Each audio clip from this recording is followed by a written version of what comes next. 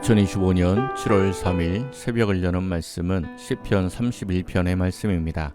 그 가운데 3절부터 5절까지 봉독하여 드리겠습니다. 주는 나의 반석과 산성이시니 그러므로 주의 이름을 생각하셔서 나를 인도하시고 지도하소서. 그들이 나를 위하여 비밀이 친 그물에서 빼내소서. 주는 나의 산성이시니이다. 내가 나의 영을 주의 손에 부탁하나이다. 진리의 하나님 여호와여 나를 속량하셨나이다. 아멘. 오늘 말씀은 시편 22편과 함께 고난의 시로 유명한 말씀입니다. 시편 22편에서 내 하나님이여 어찌 나를 버리셨나이까 라는 말씀으로 시작을 하며 예수님의 가상 7원 가운데 네 번째 말씀을 예언하였는데 오늘 31편에서는 가상 7원 마지막 말씀이 예언이 됩니다. 5절입니다. 내가 나의 영을 주의 손에 부탁하나이다. 진리의 하나님 여호와여 나를 속량하셨나이다. 아멘.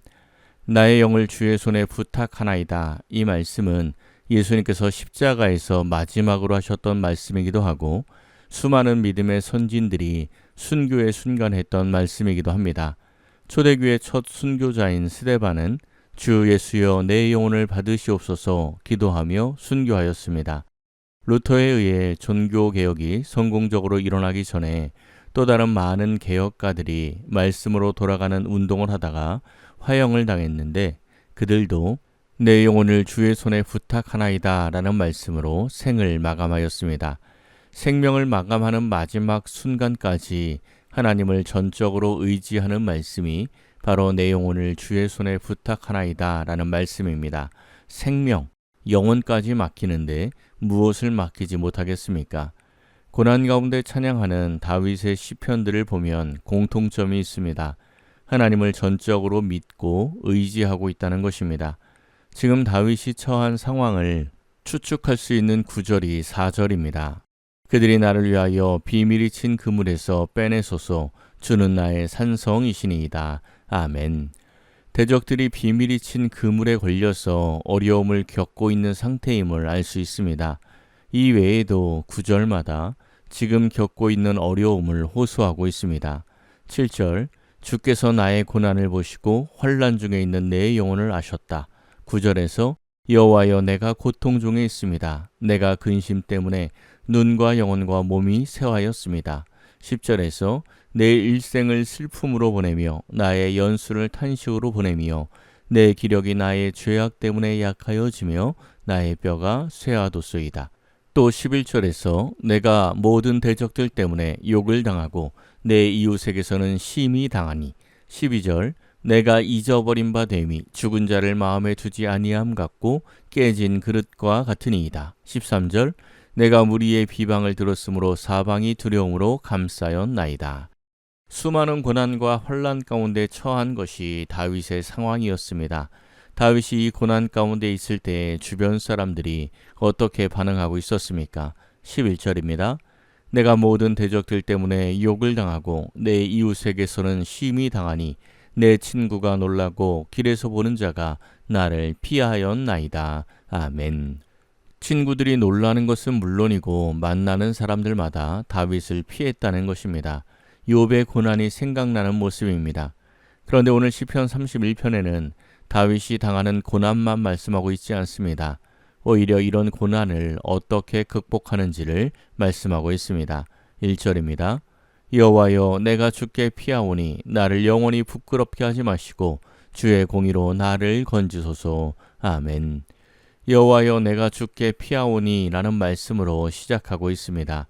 고난을 극복하기 위해 가장 첫 번째 해야 할 일은 하나님께 피하는 것입니다. 다윗은 사람들이 자기를 피할지라도 하나님은 자신을 버리지 않을 것을 확신했습니다.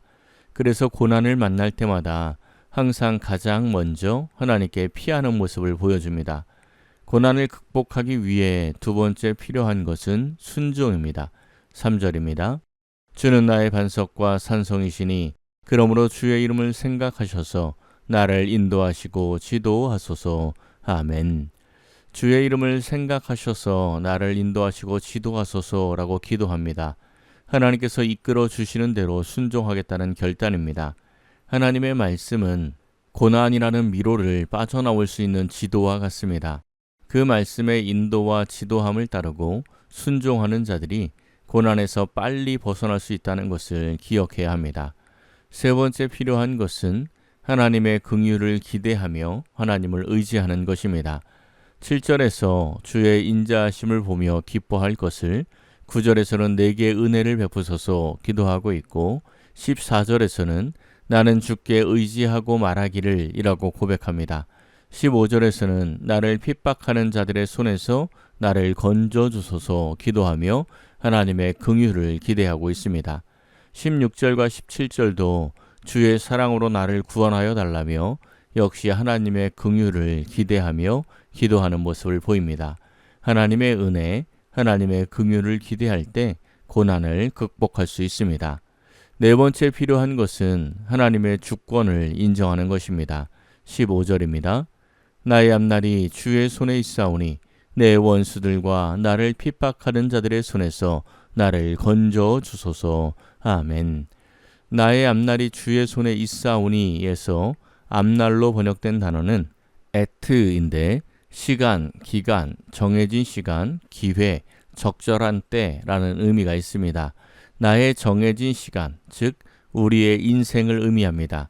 나의 과거, 현재, 미래, 모든 정해진 시간들이 하나님의 손에 있음을 고백하고 있습니다.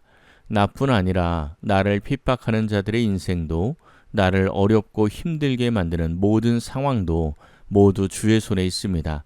이러한 것들을 믿고 인정하는 것이 하나님의 주권을 인정하는 것입니다.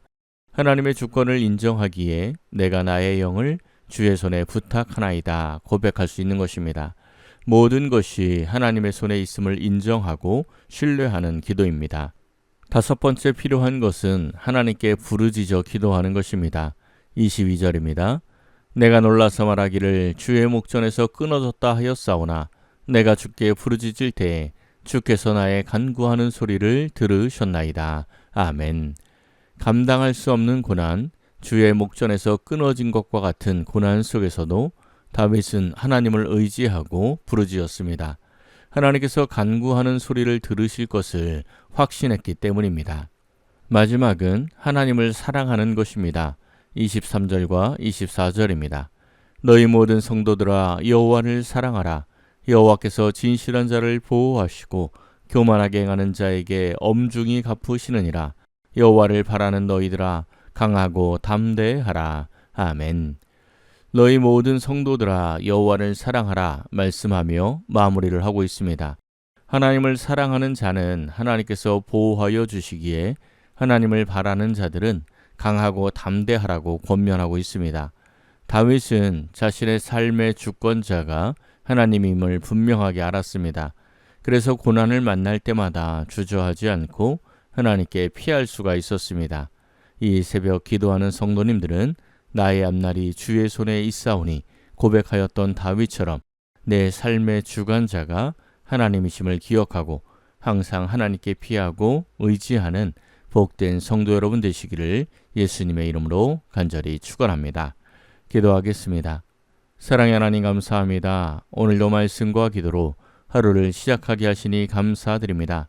새벽에 기도할 때마다 우리의 삶을 주관하시는 하나님을 바라보게 하옵소서. 말씀을 통해 삶의 길을 인도함 받으며 그 말씀에 순종하는 삶을 살아가게 하옵소서. 우리가 부르짖어 기도할 때마다 응답하시는 하나님의 음성을 듣고 건져주시는 하나님을 만나게 하옵소서. 새벽마다 기도하는 성도들에게 함께하사 하나님과 동행하며 형통한 길을 걷게 하옵소서. 모든 것을 감사드리며 우리 주 예수 그리스도의 이름으로 기도하옵나이다. 아멘. 오늘 말씀을 생각하고 하루를 결단하며 깊은 기도의 자리로 나아가겠습니다.